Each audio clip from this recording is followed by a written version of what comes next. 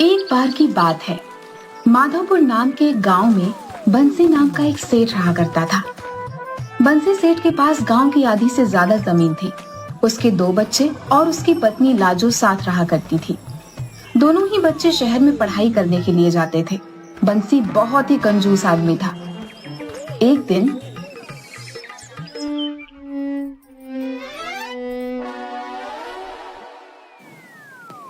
अजी सुनते हो, आज खाने में क्या खाओगे? दाल चावल बना दूं क्या? हाँ बना दो। अच्छा सुनो, दाल केवल 1 मुट्ठी भर के ही बनाना, बाकी उसमें पानी बढ़ा देना। रात के काम भी आ जाएगा भाई। हे भगवान, क्या करूं मैं इस आदमी का, परेशान करके रखा है। लोग सोचते होंगे कि हम तो राजा महाराजाओं की तरह रहते हैं। उन्हें क्या पता कि गरीबों से भी पूरी जिंदगी जी रहे हैं। मैंने आज के बाद आपसे पूछना ही नहीं है। ए जी, बहुत हो गया आपका। अगर आपने अब एक नौकर नहीं रखा घर पर तो मैं मायके चली जाऊंगी, समझे आप? अरे भाग्यवान, गुस्सा क्यों होती हो? देखो, अगर हम एक नौकर रखेंगे तो उसे पैसे देने पड़ेंगे। अब ये बताओ, किसी और को देने से अच्छा वो पैसे हम खा भी तो सकते हैं ना। आप खाने की बात करते हो कि खाना जिसमें पानी बढ़ा दो ताकि रात को भी चल जाएगा, या वो वाला जब आप भंडारे से 2 पूरियां और थोड़ी सब्जी लाए थे और कहा कि इसी को खा लेते हैं ताकि एक रात का राशन बच जाए। मैं बता देती हूँ, अगर आपने एक नौकर नहीं रखा और घर में अपनी हरकतें नहीं बदली तो मैं अपने भाई पहलवान सिंह को यहाँ बुला लूंगी, वही सुधारेंगे आपको। अरे भाग्यवान, गुस्सा क्यों होती हो? अरे नौकर की क्या जरूरत है, उस बसंत से ही काम करवा लो। हे भगवान, तरस खाओ उस बेचारे पे। एक तो तुम उसे पगार समय से नहीं देते और ऊपर से उससे घर का भी काम करवाना चाहते हो। कुछ तो शर्म करो। अरे कैसी शर्म? अरे भाई, मैं मालिक हूँ उसका, जो मर्जी चाहूँ वो काम करा सकता हूँ। कल उसको भेज दूंगा, उसे सारा काम समझा देना, ठीक है? ठीक है, भेज देना कल से। और दुकान पे कैसे संभालेंगे फिर? अरे वो मैं देख लूंगा। अगले दिन बंसी ने अपनी दुकान पे काम करने वाले बसंत को अपने घर पर बुला लिया। हाँ सेठ जी, बताइए, कुछ काम था क्या? हाँ, वो आज से तुम यहाँ सेठानी की मदद करोगे, समझ गए ना? लेकिन सेठ जी, दुकान पे फिर कौन काम करेगा? अरे उसकी चिंता ना कर, वो मैं देख लूंगा। तुझे तो पता ही है कि दुकान में ज्यादा काम कहाँ होता है। आधे से ज्यादा तो तू खाली ही रहता है। तो मैंने सोचा कि वहां से अच्छा तू क्यों ना यहाँ घर पे काम कर ले, और जब काम हो जाए तो दुकान पे आ जाया करियो।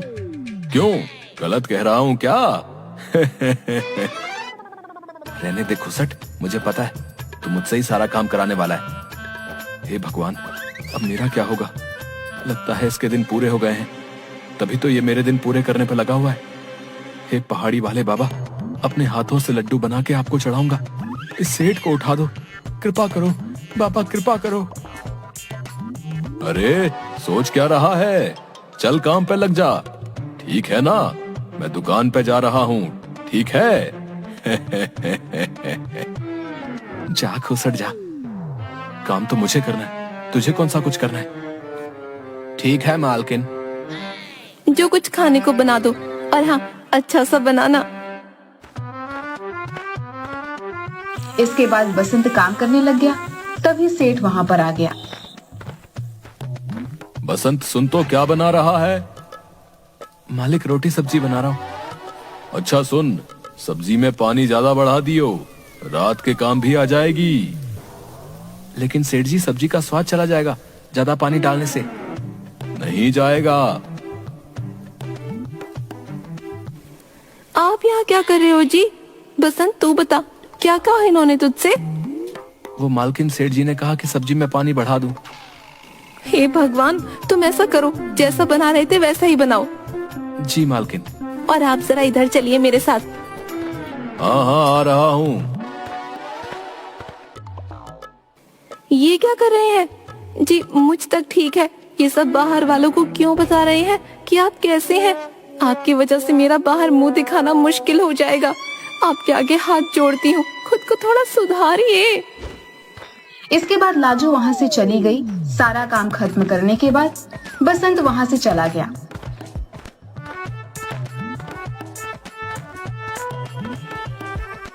घर पहुंचकर बसंत ने सारी बात अपनी बीवी को बता दी। ये क्या कह रहे हो जी? वो लोग कैसे रहते हैं? घर पर उनसे अच्छी जिंदगी तो हमारी है। हाँ, और वो तो सेठ रात का खाना बचाने तक को कह रहा था ताकि सुबह का भी राशन बच जाए। न जाने कहाँ जाएगा इतना पैसा लेकर। बड़े बड़े लोगों की बड़ी बड़ी बातें क्यों जी? अगले दिन सेठ बाहर घूमने के लिए जाता है। रास्ते में उसे फल वाला दिखा। और फल वाले भैया, बोलिए सेठ जी, ये संतरे कैसे दिए? सेठ जी 40 रुपए किलो हैं। इतने महंगे? क्या सेठ जी मजाक कर रहे हो हैं? क्या गांव के सबसे अमीर आदमी हो आप और 40 रुपए को महंगा बोल रहे हो? तो क्या अमीर आदमी हूं तो फायदा उठाओगे? सब समझता हूं मैं। हम जैसे अमीरों को महंगे दामों में देकर 10 रुपए की चीज को 40 रुपए में बेचते हो। कैसी बातें कर रहे हो सेठ जी? 10 रुपए का जमाना चला गया। लेना है तो लीजिए सेठ जी, वरना जाने दीजिए। न 20 रुपए दूंगा मैं। बस अब बताओ। नहीं सेठ जी, ये तो बहुत कम है। चलो ना तुम्हारी ना मेरी, 30 रुपए कर देता हूँ। ये क्या बात हुई? ना मेरी ना तुम्हारी। अब करना है तो 25 कर दो। सीधा 40 बोल रहे हो तुम तो। हे भगवान, किससे पाला पड़ गया मेरा। क्या सोच रहे हो? 25 में दे दो तो बताओ, वरना और भी दुकानें हैं। ले लीजिए, ये लीजिए, आप लीजिए। अरे जरा बड़े बड़े डाल दो।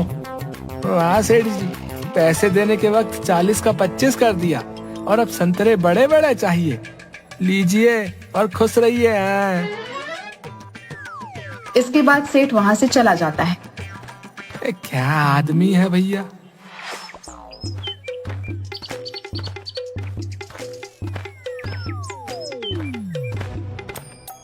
क्या हुआ काका? अरे कुछ नहीं बेटा, वो सेठ है ना बंसी। हाँ, वही आज फल लेने आया था। 40 रुपए किलो फल को 25 में लेकर गया है और मुझे कहता है कि 10 रुपए की चीज को 40 में बेच रहा हूँ। लगता है हमारे सेठ जी ने काफी वक्त से संतरे नहीं खाए, तभी तो उनको उनका दाम नहीं पता। जाने दो चाचा, उसकी कंजूसी के चर्चे तो पूरे गांव में है। आप तो जानते ही हो ना बंसी सेठ कैसा है। हाँ बेटा, बस नाम का ही सेठ है वो।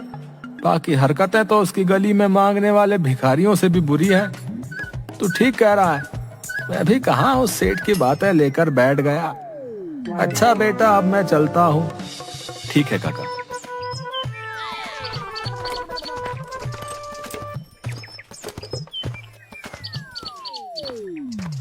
अरे वो देख, गबरू आ रहा है। रुक, उसका पोपट बनाते हैं, मजा आएगा। रुक जरा, अभी आवाज देता हूँ।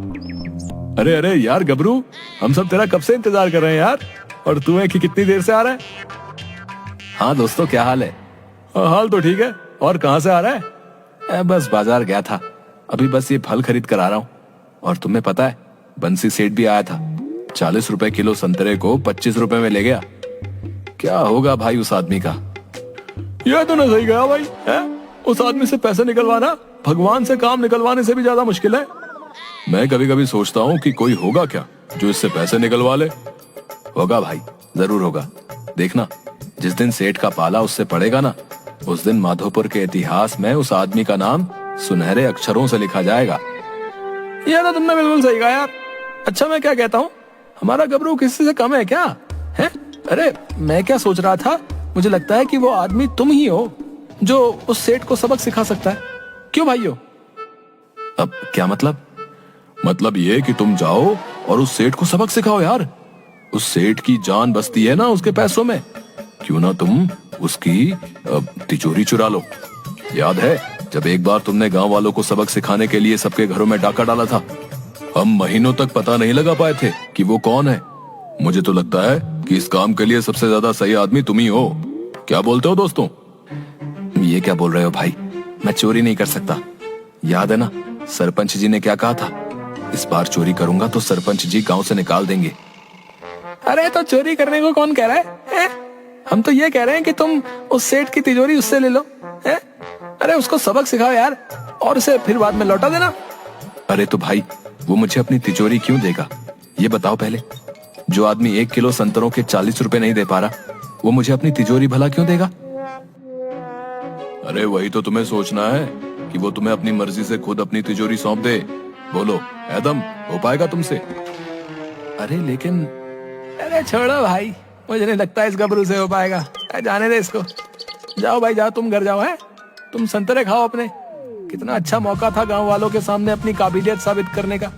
लेकिन खैर जाने दो गबरू, अब मैं करूंगा। तुम सोच लो एक बार, हो पाएगा ना तुमसे? हाँ मैं करूंगा, मैं सिखाऊंगा सेठ को सबक। उसके बाद वो जिंदगी में कभी कंजूसी नहीं करेगा। इसके बाद गबरू वहाँ से चला जाता है और दोनों हंसने लग जाते हैं।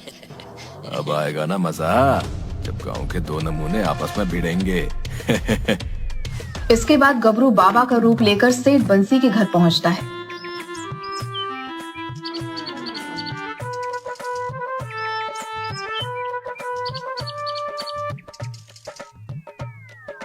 बम बम भोले, यहाँ कुछ तो अनुचित है। यहाँ के मुखिया को खतरा है। बम बम बोले। क्या खतरा? जरा देखना तो कौन है बाहर। अरे कोई बाबा है, रुको देखती हूँ। चलो देखते हैं कौन है।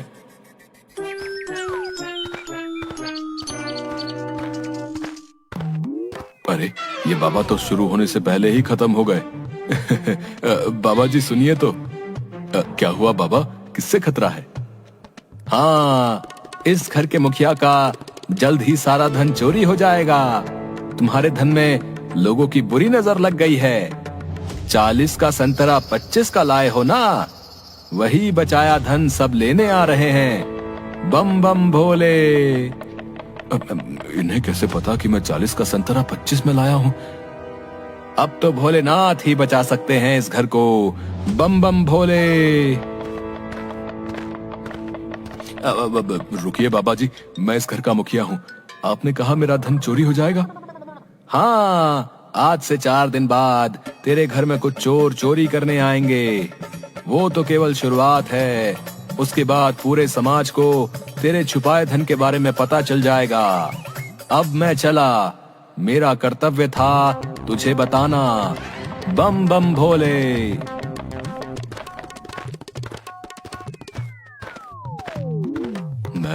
मैं अपना खजाना ही छुपा दूंगा। हाँ। सेठ अपना खजाना पूरा छुपा देता है।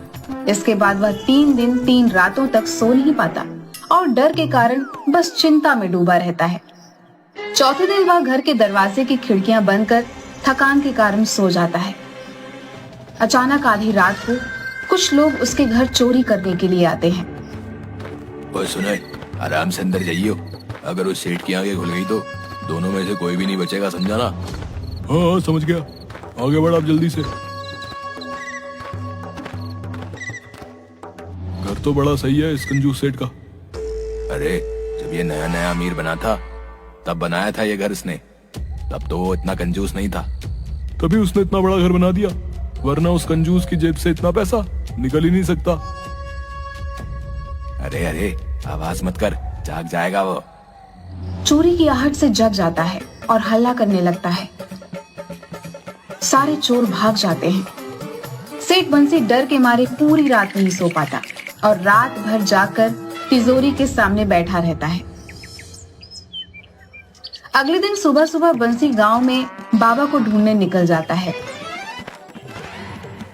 लेकिन उसे बाबा कहीं नहीं मिलते। वो थक हार कर घर चला आता है तो देखता है कि बाबा उसके घर के सामने से गुजर रहे हैं। प्रणाम बाबा। प्रणाम। मैं आपको सुबह से ढूंढ रहा था। तुम? मैं वही जिसके घर आपने आकर कहा था कि 4 दिन बाद मेरे घर में चोर चोरी करने आएंगे। अच्छा, तो तुम हो? हाँ बाबा। क्या हुआ? बाबा कल मेरे घर चोर आए थे। बाबा अब आप ही बताइए मैं क्या करूं? तुम्हारे धन पर लोगों की बुरी नजर लगी हुई है। हमें पूजा करनी होगी ताकि लोगों की बुरी नजर को मिटा सकें। करवा पाओगे पूजा? हाँ बाबा बिल्कुल। ठीक है, चलो मुझे अपनी तिजोरी के पास ले चलो। जी बाबा।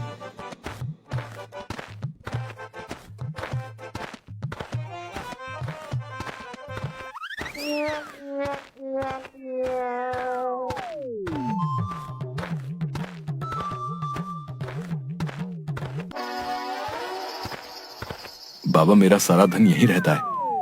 मुझे देखने दो, इसमें कितनी बुरी शक्तियां कुंडली मार के बैठी हुई हैं। असंभव, तुम्हारे धन को बचा पाना अब संभव नहीं। भूल जाओ इस धन को। इस धन के पीछे मनुष्य ही नहीं, प्रेत भी पड़े हुए हैं। हर हर भोले। बाबा, कुछ तो करिए, आपके आगे हाथ जोड़ता हूं। ठीक है, ये जगह बुरी शक्तियों से भरी पड़ी है। ये तिजोरी जितना यहाँ रहेगी उतना ही तुम्हें नुकसान होगा। अब आप ही बताइए, हम क्या करें? इसे यहाँ से हटाना होगा। गांव के पीछे एक मंदिर है। बुरी शक्तियों से बचाने के लिए मंदिर से पवित्र कुछ भी नहीं। मैं वहां इसकी रक्षा करूंगा ताकि कोई बुरी शक्ति इसका कुछ ना बिगाड़ सके।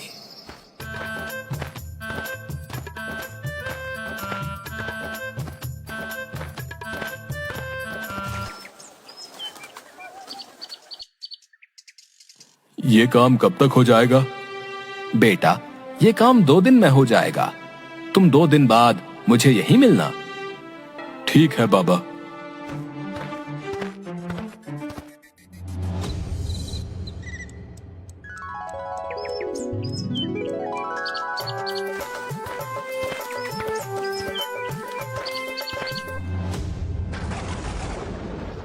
भगवान, मैं तो लुट गया। मेरा सारा धन चोरी हो गया। अब मैं कैसे किसी को मुंह दिखाऊंगा?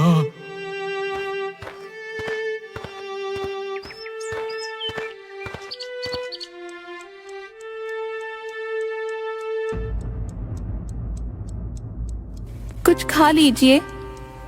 नहीं, मेरा मन नहीं है। तुम जाओ, तुम जाके सो जाओ। हे भगवान, मुझसे उनकी ये हालत नहीं देखी जाती।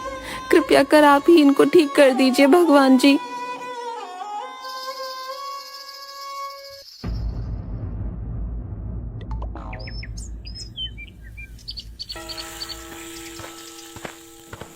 बसंत, जाओ गांव में ये ऐलान कर दो कि जो भी सेठ जी को ठीक करेगा उसे हम मुंह मांगा इनाम देंगे। जी सेठानी जी।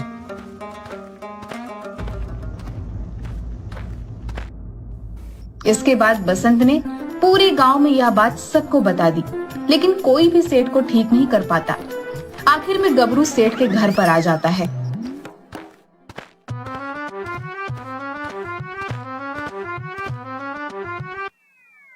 प्रणाम सेठानी। प्रणाम। मेरे पास सेठ को ठीक करने का उपाय है। क्या सच में? हाँ सेठानी। तो तुम ही इन्हें ठीक कर दो। मेरे साथ कुछ लोग भी आए हैं। अंदर बुलाओ उन्हें।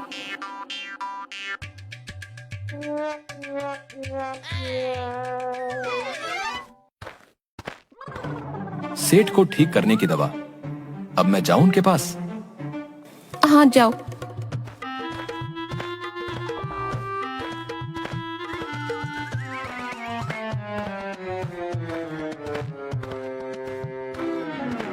सेठ जी, मैं जानता हूँ आप अपने धन के जाने के कारण दुखी हो, लेकिन मैं आपका धन वापस ला सकता हूँ। क्या सच में? लेकिन आपका धन तभी मिलेगा जब आप सत्य मन से भगवान से माफी मांगोगे। सेठ जी, धन बचाना अच्छी बात है, लेकिन दूसरों को परेशान करना गलत बात है। इसीलिए जब तक आपको आपकी गलती का पछतावा नहीं होता, तब तक आपको आपका धन नहीं मिलेगा।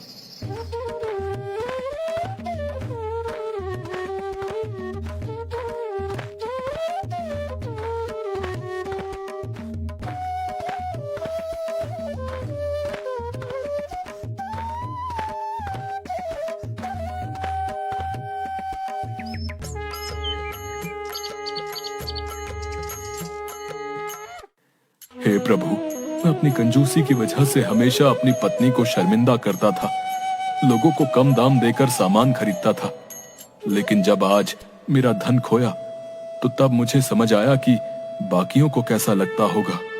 मैं आपसे अपनी हर गलती की माफी मांगता हूँ। चमत्कार हो गया सेठ जी। लगता है भोलेनाथ ने आपकी सुन ली। ये देखिए, ये संदूक यहाँ अचानक से आ गया। देखिए जरा इसमें क्या है। हे प्रभु, तेरा बहुत बहुत धन्यवाद। मेरा धन वापस आ गया। तुम्हारा बहुत बहुत धन्यवाद। तुम्हारी वजह से मेरा धन वापस आ गया। देखिए सेठ जी, जैसे आया वैसे ही चला भी जाएगा, अगर आपने अपनी कंजूसी नहीं छोड़ी तो। आज के बाद मैं कंजूसी कभी नहीं करूंगा, कसम से। आप ठीक हो गए? देखो, मेरा सारा धन वापस आ गया। मांगो, क्या चाहिए तुम्हें? गबरू, बताओ तुम्हें क्या चाहिए? अब यहाँ कोई काम मिल जाता तो बड़ी कृपा हो जाती। आज से तुम हमारे धन का हिसाब किताब रखोगे और उसकी पूरी सूचना रखोगे। जी धन्यवाद मालकिन। अजी सुनिए, अब आपकी कंजूसी की आदत भी ठीक हो गई है और अब आपकी तबीयत भी ठीक हो गई है। क्यों ना 11 पंडितों को भोजन करा दें? अरे भाग्यवान, 11 पंडितों को खाना खिला के क्या फायदा? मैं तो ठीक हो चुका हूँ ना अब। अगर ठीक नहीं हुआ होता और तब तुम खिलाती तो समझता कि तुम मेरे ठीक होने की मन्नत मांग के उन्हें खाना खिला रही हो। हे भगवान, क्या करूं इस आदमी का? मुझे लगा कि आप सुधर गए, लेकिन आपका हाल तो कुत्ते की पूंछ से भी गया गुजरा है। आज रहो भूखा, नहीं मिलेगा खाना तुम्हें। नहीं।